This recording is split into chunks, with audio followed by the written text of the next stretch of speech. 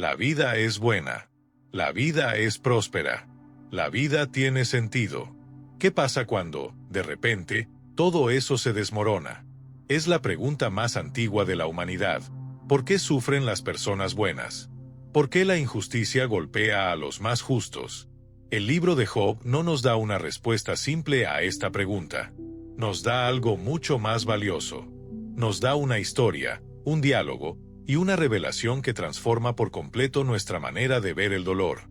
Acompáñame en un viaje al corazón de esta historia, un viaje desde la prosperidad al abismo del sufrimiento y a la asombrosa respuesta de Dios. La historia de Job comienza en un lugar inesperado, en el cielo. Un día, los ángeles se presentan ante Dios, y con ellos, también viene Satanás.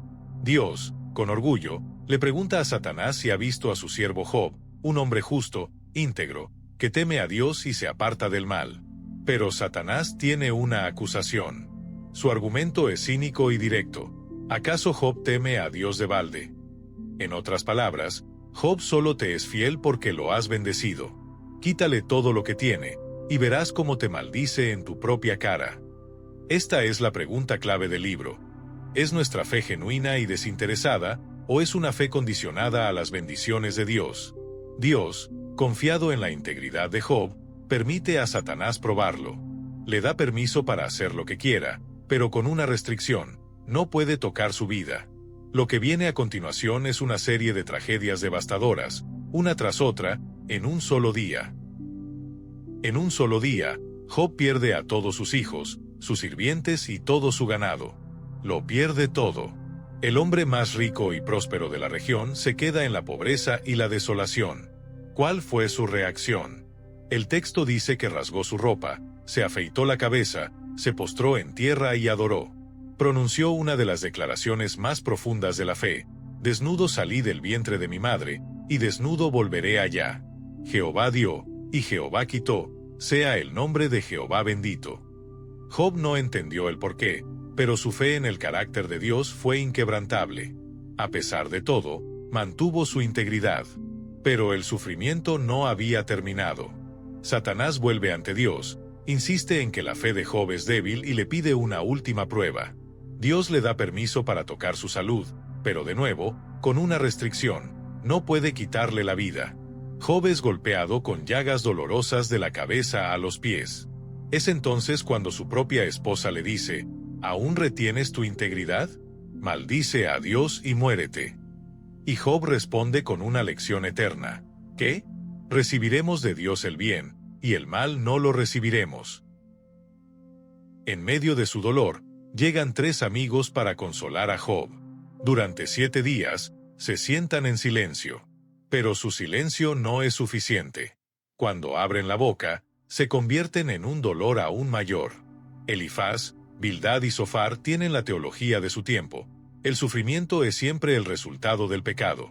Su lógica era simple: si estás sufriendo, es porque has pecado. Su consuelo se transforma en una acusación sutil y, más tarde, directa: confiesa tu pecado secreto, y Dios te perdonará. Job, por su parte, defiende su inocencia.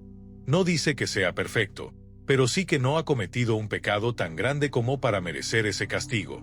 Él no niega la existencia de Dios, pero sí cuestiona su justicia.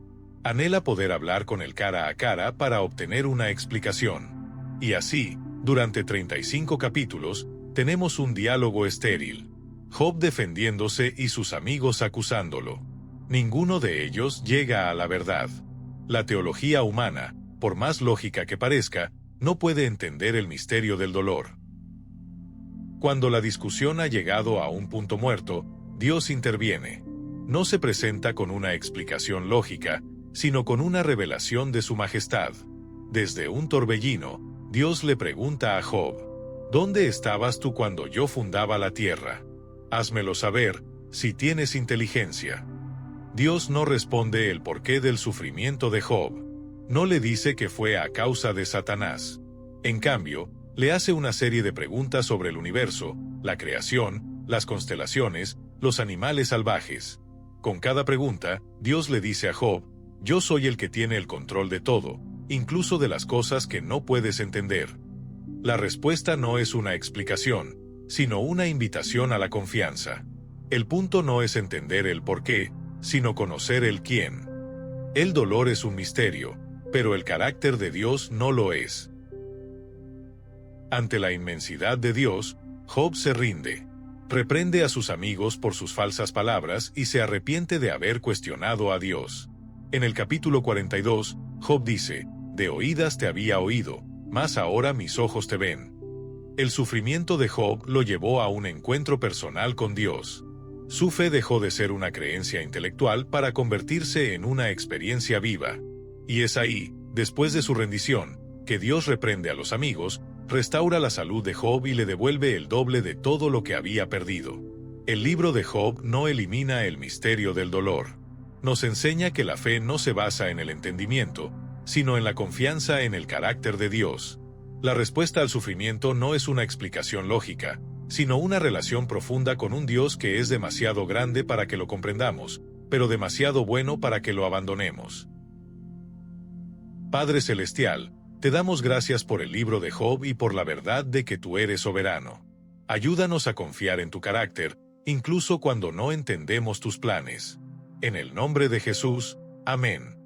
Si este mensaje ha tocado tu corazón, te invito a dejar un amén en los comentarios y a compartirlo con alguien que esté pasando por una situación difícil.